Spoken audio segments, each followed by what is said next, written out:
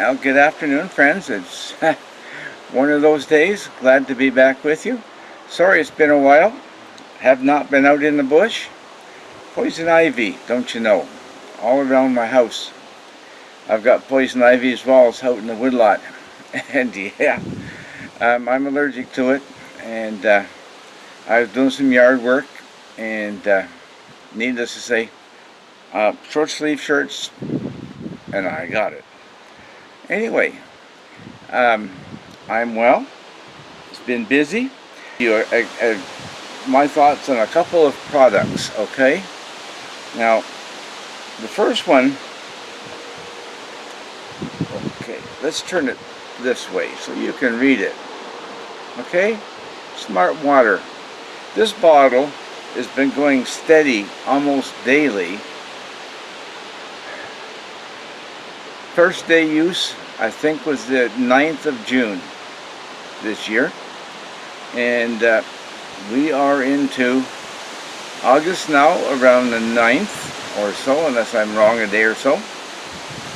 Haven't looked at my calendar for a couple days.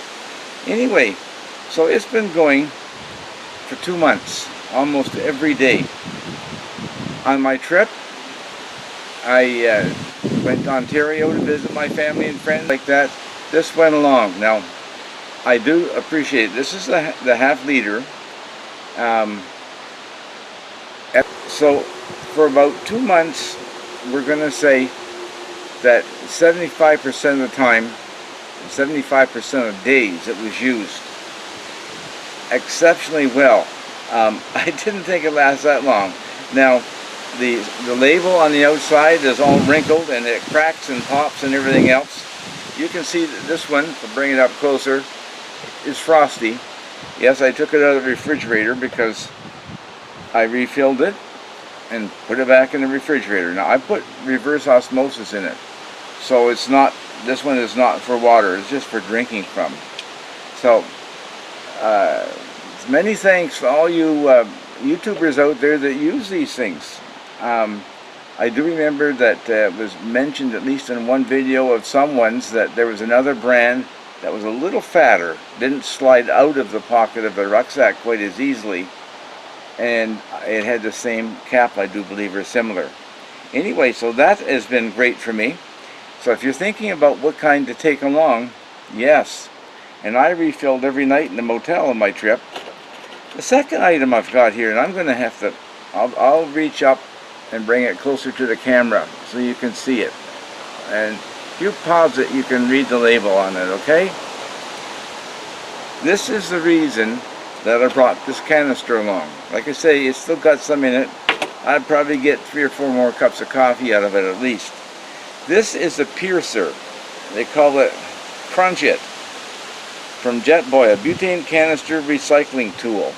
Now, like I said, I did not keep the other canister that I pierced it when it was totally ran dry, right out here on the table.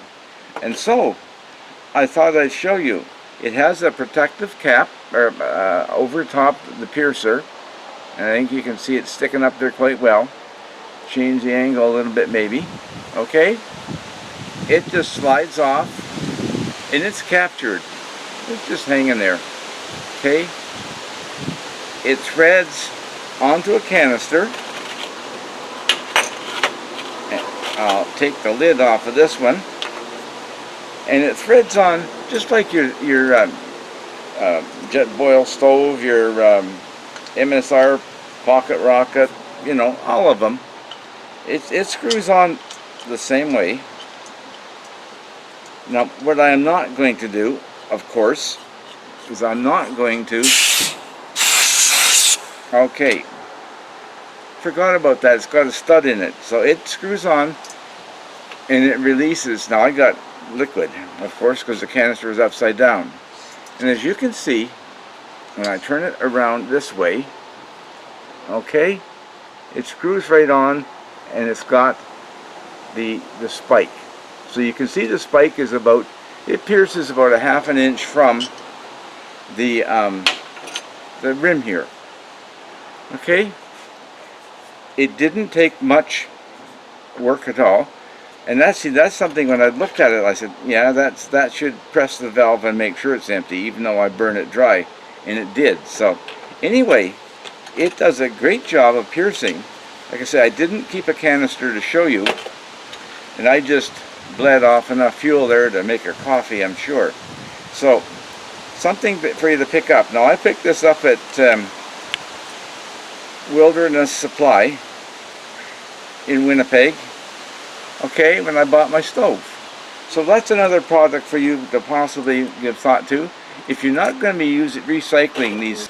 Anyway, I wanted to bring these two products to your thinking for your repertoire in your kit and whatever with your stove.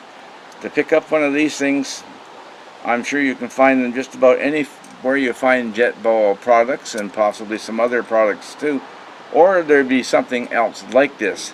To me, the advantage over using a nail and a hammer or something like that, or the corner of your blade of your hatchet, is the fact that, as you saw when I screwed it on, you heard it, I have no doubt, the spray come out of it.